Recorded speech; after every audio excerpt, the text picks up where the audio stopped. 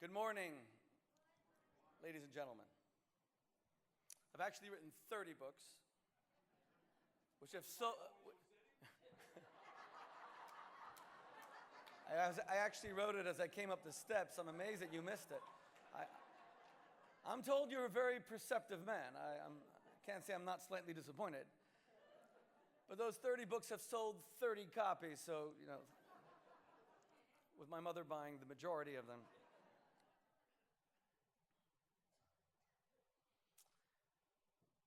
So an American, a Frenchman, and an Israeli are traveling over the Pacific when suddenly they develop engine trouble.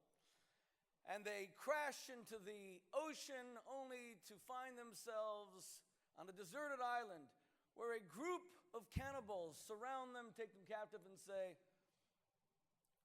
"We are a civilized group of cannibals, so before we eat you, we will grant you each a single request." And the American looks at the chief cannibal and he says, "All I want is to sit in the back of a pickup truck, listen to some Taylor Swift, and drink a Bud Light."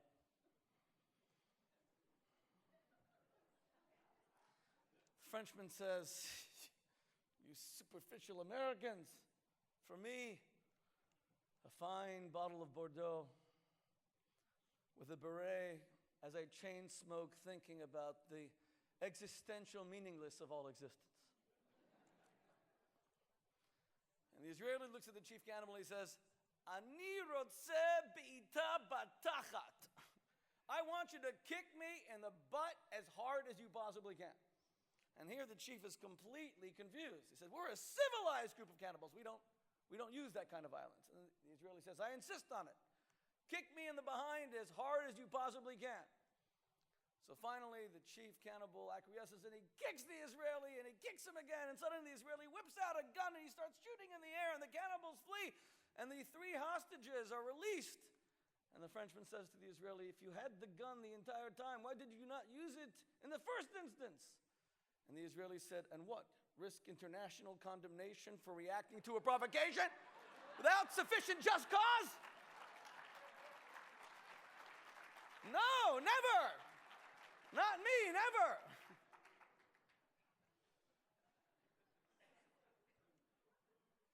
It's a true story. You probably saw it in the Times of Israel.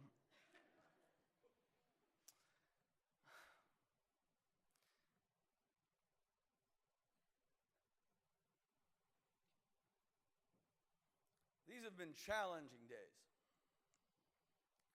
Challenging not just because of the constant attacks against our people, but challenging because we do not even have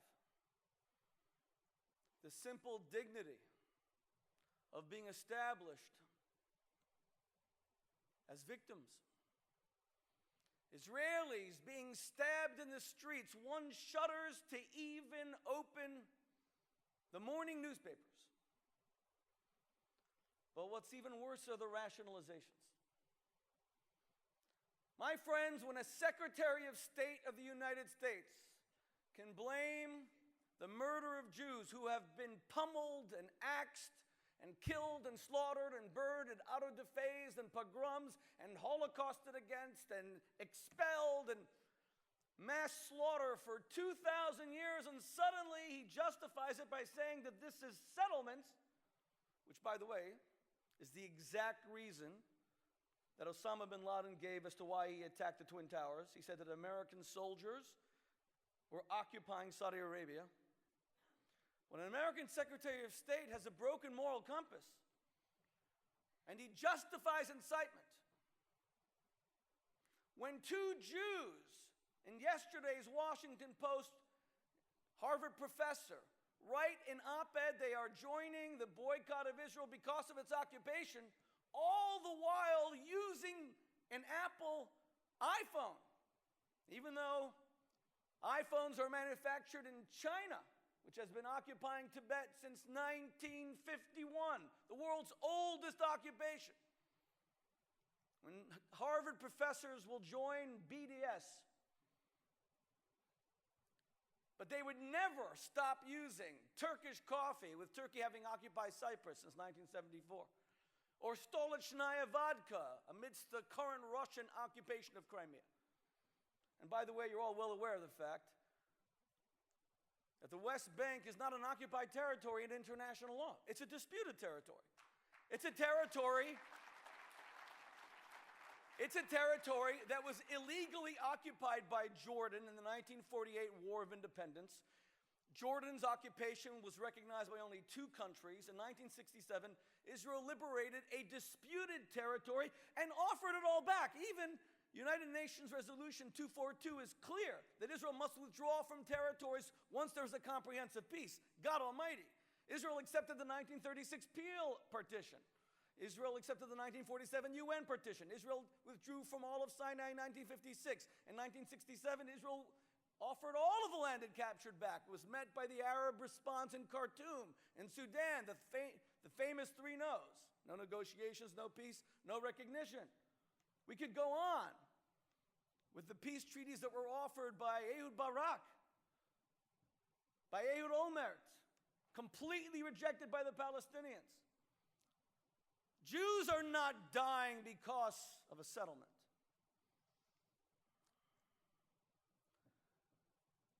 Jews are dying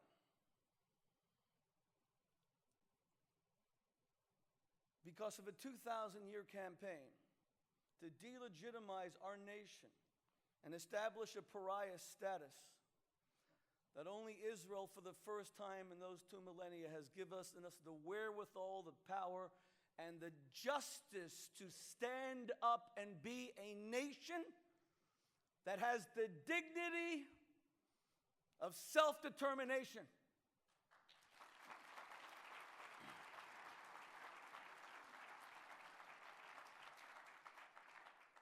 My friends, in the summer of 1939, the most evil man that ever lived, Adolf Hitler, convened a secret conference of his generals at Berchtesgaden in his Bavarian Alpine retreat. There he informed them that he intended to launch a new European war of territorial conquest to give the German people greater room, Lebensraum. His generals were shocked. Germany had just endured the horrors of the First World War. But they could not dissuade the Fuhrer and his militancy and aggression. So they asked him a single request, to which he remarkably acceded. They said to him, whatever you do, do not give us a two-front war. In the First World War, Germany thought using the von Schlieffen plan, it would quickly use a strong right flanking maneuver to knock out France, and then it would turn on Russia and would never fight a two-front war. It would knock out enemies one by one. Well, the von Schlieffen plan failed. They got caught in the quagmire of 4 years of trench warfare, and it spelled their doom. Here, Hitler agreed, and he signs a pact with the devil, his worst enemy. He sends Ribbentrop to Molotov, and he makes a deal with Stalin. So this way, Hitler destroys France in a single week, destroys the British Expeditionary Force, and he is master of all of Europe. And had he listened to his generals and not fought a two-front war, much of the world might be speaking German today. But he can't control himself, and he stupidly invades Russia in the summer of 1941 in Operation Barbarossa, and we know the rest. Thank God for the Jewish people, because it wouldn't have been 6 million.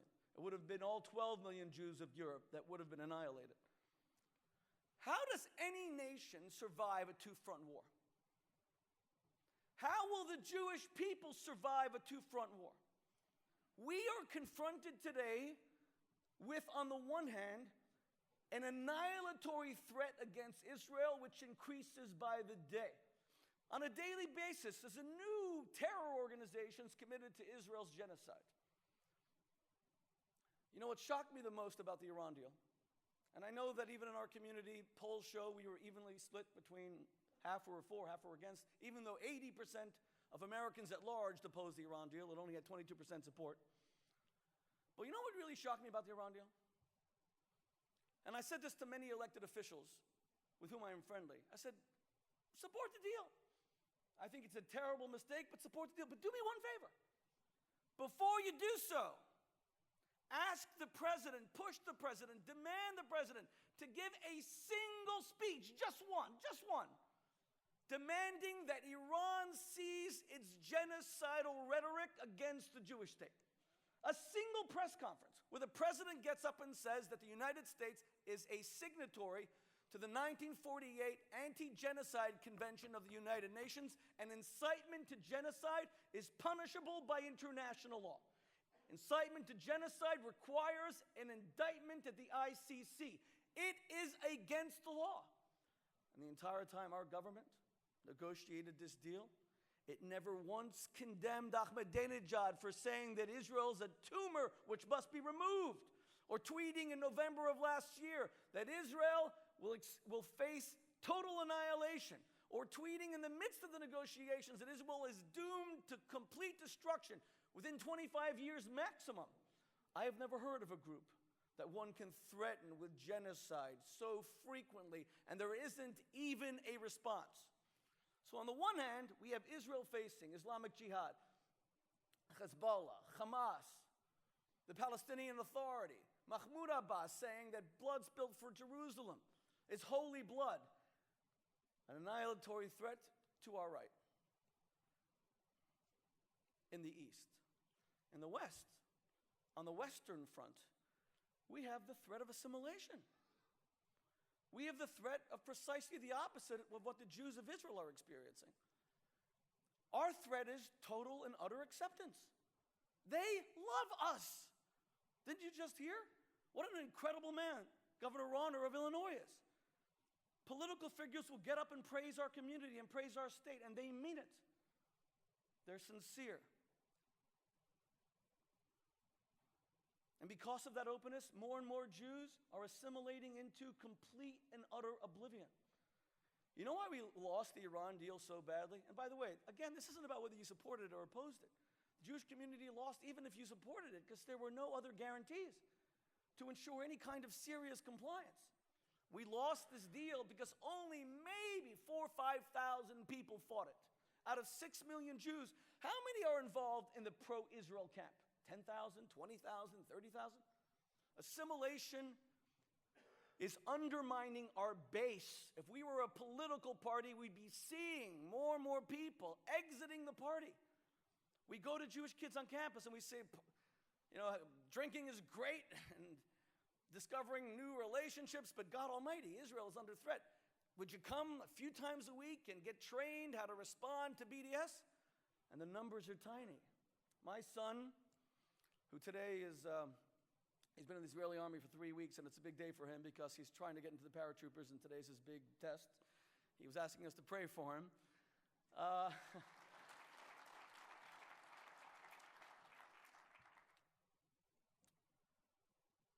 He was at NYU last year.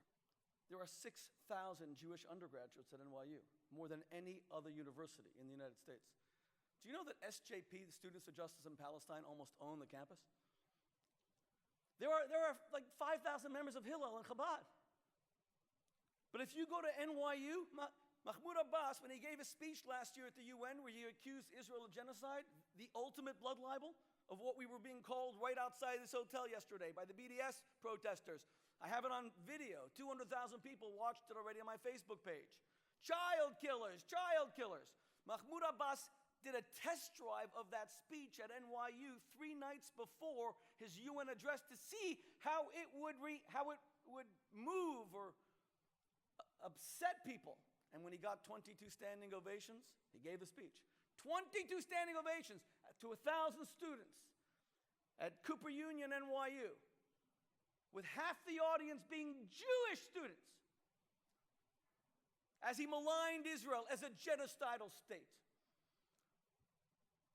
A two-front war, physical annihilation on the other, spiritual annihilation on the other side, with one affecting the other. The American Jewish community is simply not what it was. We were all shocked, let's face it. Again, I'm not giving a political speech about Iran. Last Sunday, my wife and I had a meeting with Empress Farah Diba of Iran. She is still alive. She is 78 years old. This is the Shah's wife. She supported the Iran deal. I asked for a meeting with her. We met with her for 2 hours. She was visiting from Paris. And I said to her, Your Imperial Highness, you know that this regime, forget Israel, this regime brutalizes its own people. This regime in the Green Revolution of 2009 shot Neda Aga Sultan through the heart with a sniper in what Time magazine refers to as the single most viewed murder in the history of the world. She's one of your subjects. This money will bolster the regime. She said, Rabbi, the money will go to build schools and it will go to build hospitals. I said, Your Imperial Highness, the money will go to kill my people. Not one penny will reach yours. And she's contemplating making a statement. We could not do it on our own because our base has eroded so significantly. So what do we do in the face of a two-front war, my friends?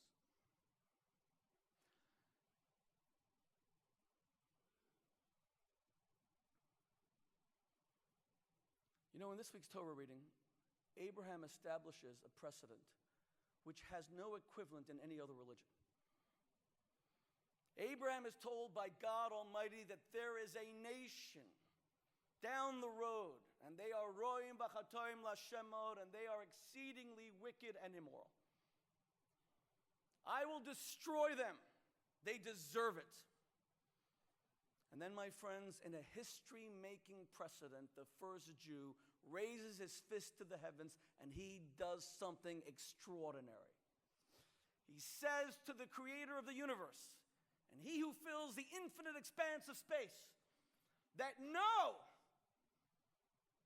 Hashofet kol haaretz lo ya'aseh mishpat, you who are the judge of the entire earth, shall you not practice justice? He raises his fist to the heavens, and he decides to be defiant. You know, there are those who argue that religion makes us subservient, that religion makes us acquiesce. It was not religious Jews who built the state of Israel. It was mostly secular Jews who got tired of waiting for God to bring them back from the far corners of the earth. There are those who argue that religion got in the way. And here we see in a remarkable example of the first Jews saying to God that when people die, we must object. Later, when God will tell him that because of the sin of the golden calf, the entire nation will be destroyed, Moses will do something even more extraordinary, even more remarkable, even more chutzpahdik. Moses turns to God and he says, if you will not forgive the people, if you're a God who allows the slaughter of men, women, and children, then mecheni no misifracha asher kasavta. I wish to be excised, expunged, removed from the Torah that you have written. My friends, we are a people of life. We are a religion of life. And we have gotten by this far by being a Yisrael, an Israelite, he who wrestles with God, he who fights with God, he who demands justice when all others have given up any hope of ever finding justice. I was introduced to JNF as a little boy in a tiny little tin can that sat in my kitchen. And it taught me that if you gave 10 cents, and if you gave a quarter, and if you gave $1, that tiny little deed would be cumulative. That you were lighting a tiny candle in the darkness. That amidst all the threats to our people of thousands of years, that if you woke up in the morning and before you ate your Wheaties, if you'd put in $1, you were lighting a candle against the darkness. There were still Jews who believed that the deserts could bloom. There were still Jews who believed. There were still Jews who believed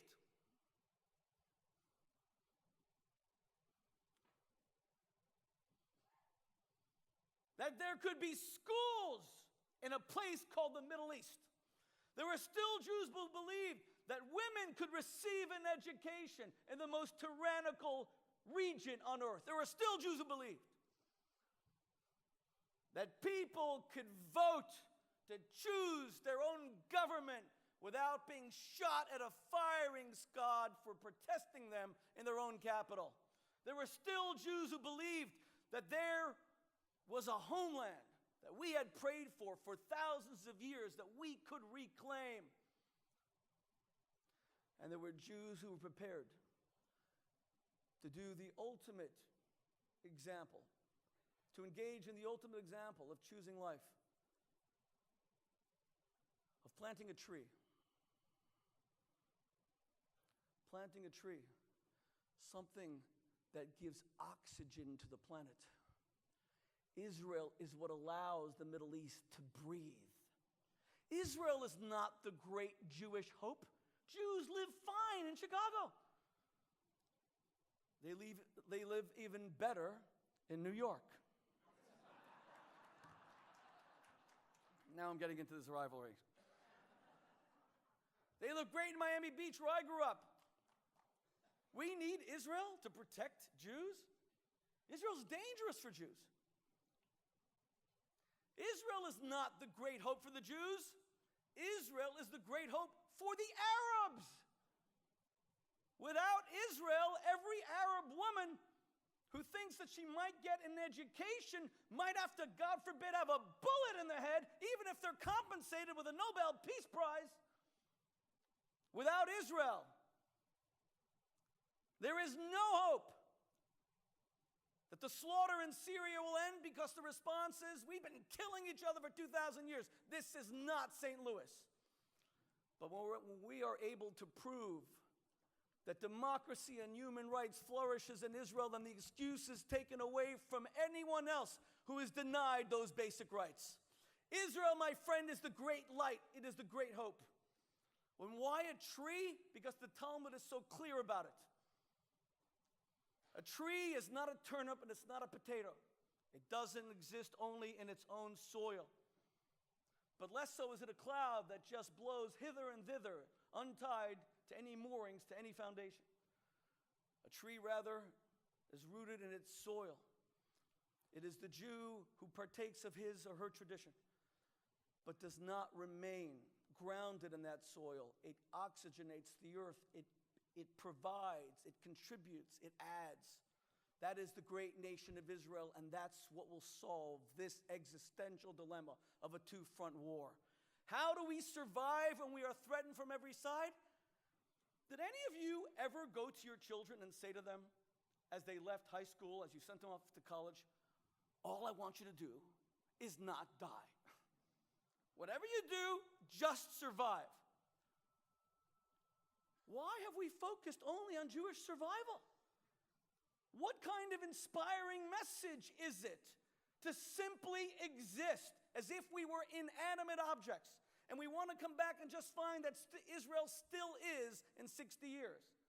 What kind of message is it that the only thing we care about is you must marry someone Jewish, without which, if you don't give me Jewish grandchildren, my friends, we tell our kids to flourish. We tell our kids to prosper. It is time for Israel to flourish and prosper as the great light to the Middle East and to the great light of human rights. And that's why I've always loved JNF. JNF is not a defense organization that is merely fighting BDS.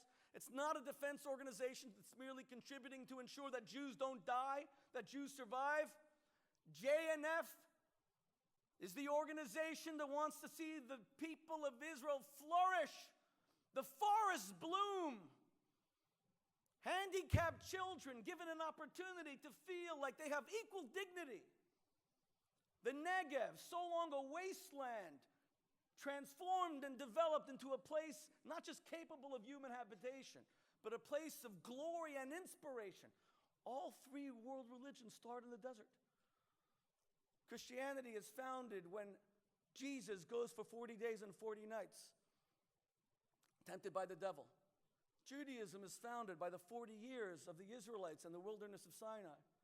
Islam is a desert faith. It is specifically in the desert where there's such clarity of thought that the noise of existence is tuned out and we can begin to see eternal truths. I want to have a new message going forward, not a depressing message, a message of inspiration, a defiant people that shake their hands to the heavens and that demand that Am Yisrael Chai, we are a nation that will live.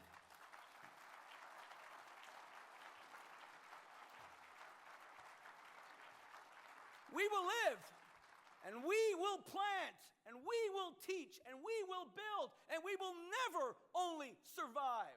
We will never be defeated.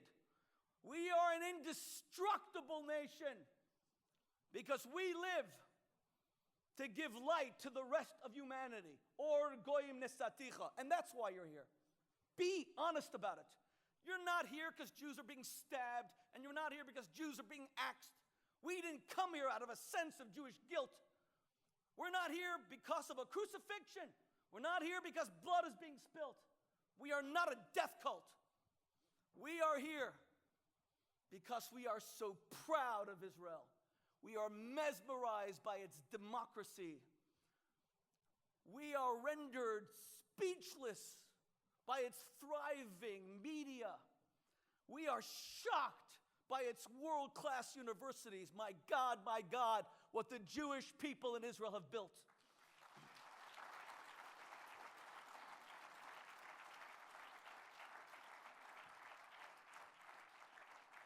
We love Israel because we're Jewish, but we're proud of Israel because it's a light.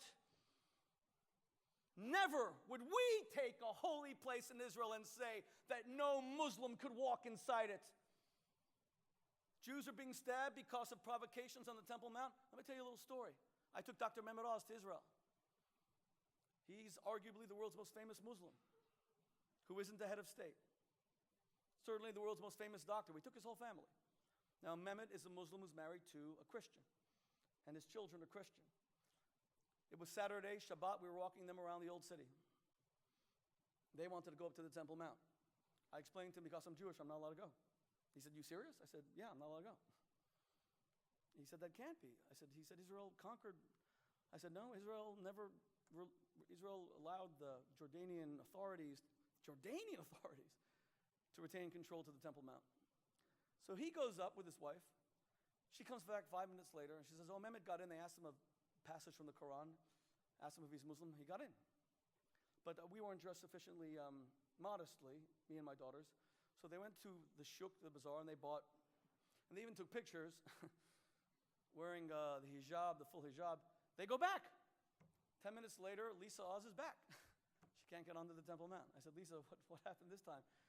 She said, "Recite us this verse from the Quran." And I couldn't. She said, "Mehmet could, and he's up there." And she came back. And then she looked at me and she said to me, "Now I understand." She said, "You took me around Israel for 10 days, and there wasn't one place that I, as a Christian, my husband as a Muslim, could not visit. There wasn't one place that we weren't treated with the utmost dignity and respect. And here, the holiest place in all of Judaism, and you Jews are not allowed to go, even though you have an army that controls it." She says, "Now I understand." And it is that space that is now being used to justify the slaughter of Jews. You know, my friends, in my 5th year as rabbi at Oxford University, a young student called me up on a Friday afternoon, and he said to me he had to see me. It was an emergency. I told him, "Tomorrow." He said, No, it has to be today. And he rushes to my office and he says to me, "Rabbi Shmuley, my father is not Jewish, my mother is. I just discovered that the Jews consider me Jewish." I said, "Yes." He said, "Well, that's the problem. I don't want to be a Jew." I looked at him and I said to him, "What are you blaming me for?" You know. I said to him, "Ask your mother. I had nothing to do with it." He said, "But there's something that you can do." I researched it and I saw that you can excommunicate me. I said, "Excommunicate you?" I said, "No Jew's been excommunicated since Benedict di Spinoza, the great philosopher in the 17th century, and we're still arguing about that till today." He said, "I'm not leaving until I get excommunicated." I said, "Okay." We charge $100 for circumcisions, $200 for bar mitzvahs, $300 for weddings, and $400 for excommunications. He said, "Why so steep?" I said, "It costs more to get out than it does to get in."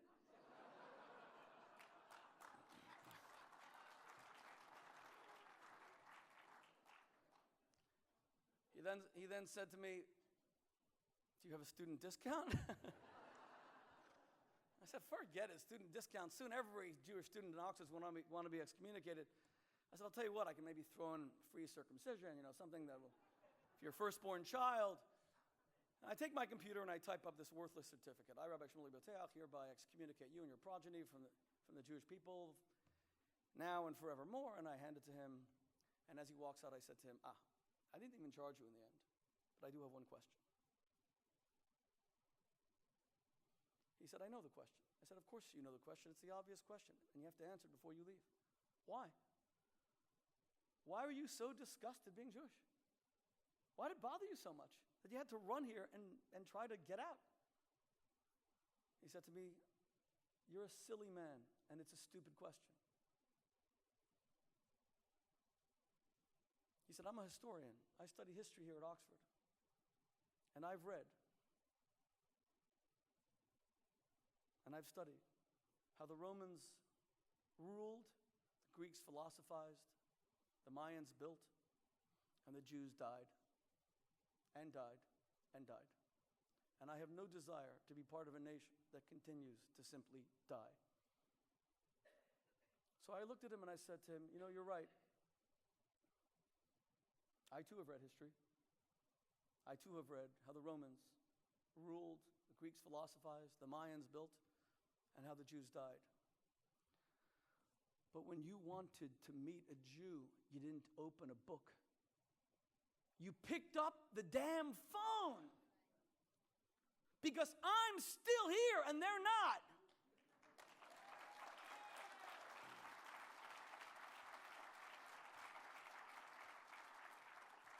My friends, we came here as an act of defiance. And I am tired of the subservient, acquiescent Jew. We came here because while we are civil, while we are gentlemen, while we are ladies, we have a lot of chutzpah. And the whole world may gang up on Israel, but we will never let them take it from us.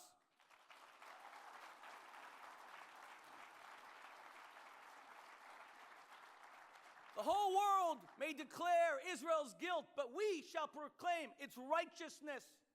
The whole world may seek to set it afire, but we will offer it the comforting glow of brotherly love. As I conclude, and as I ask of you to be the defiant man of faith, the defiant woman of faith, not the spiritual person of spiritual resignation. Enough of Jewish silence. There was enough Jewish silence in the Second World War. We ask ourselves, 10,000 Jews were being burned every day. How did it happen? But we now know.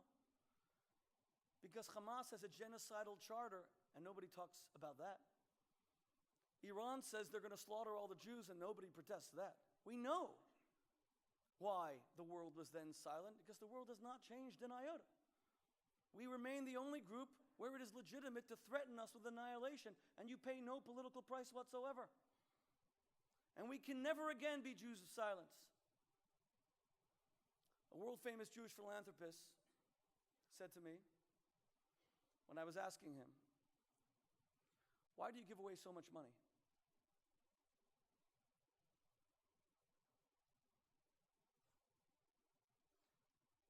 And he said to me, my father was a taxi driver. We had nothing. But my father believed in the state of Israel, and he wanted to do something. So every day when he came home from driving his cab, he would take the little JNF pushka, and he would put in a few coins. So I went to one day and I challenged him. I said to him, we couldn't be poorer. We have nothing.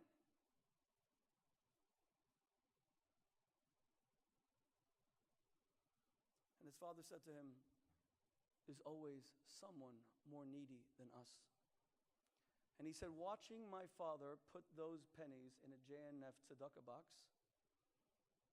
is what instilled within me, A, this love for this place called Israel, and B, the knowledge that whatever I had to share with others. I had to give tzedakah. That man would later wear his father's shoes, because his father never made it to Israel. He wore his father's shoes so that his father's shoes could tread in Israel. And that man has now helped to bring 400,000 to 500,000 young Jews free of charge to Israel. It started with the JNF pushka. It started with one child watching his father give 10 cents, 25 cents every day, believing that you cannot be silent while Israel is under threat. I have loved JNF since I was a boy. To come here years later now on my 23rd birthday and to have the honor of being in its closing plenary, I will always consider one of the great honors of my life. I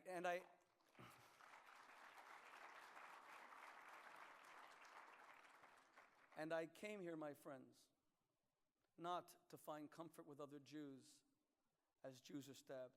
I came here not to find comfort as my daughter, who served in the IDF and is now at IDC Herzliya, said to me that she needs extra money this month because there's a new disco in Tel Aviv. No. She needs extra money this month because she's only taking cabs. She's not on buses. She said, Tati, it's the only way to evade the stabbers. She calls them the stabbers. And I didn't come here to find comfort because our son, who is now serving in the IDF, who was a great fighter on campus at NYU last year but felt he had to take it to the next step. I did not come to find comfort because my son was told as he leaves his base every Friday that he should take his uniform off, even though he can save bus fare, because all Israeli soldiers get free buses. They don't want soldiers hitchhiking, because Israel's greatest fear is a kidnapped soldier, God forbid, which can lead to a Middle East war or 1,000 terrorists released. I didn't come here to find comfort. I came here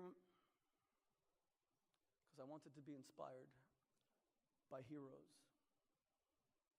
By heroes. We forget what heroes we all are. You shouldn't be here listening to me right now. You should be at work making money.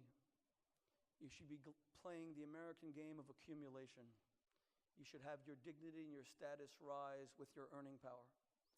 But instead, you are here to support strangers across the sea who are not strangers, because as fellow Jews, they are your brothers and they are your sisters. And you and only you will be able to come home when your children ask you, where were you? What were you doing? What's for dinner? You will be able to look them in the eye and to say to them with a clear conscience that I went at the most critical time to show that the Jewish people live and will always live. I thank you for your heroism. I thank JNF for being the very first organization supporting Israel that I've ever encountered. It's remarkable and amazing to see it flourish. It's amazing to see its defiance. It's amazing to see its robustness. It's amazing to see its chutzpah. Thank you very much.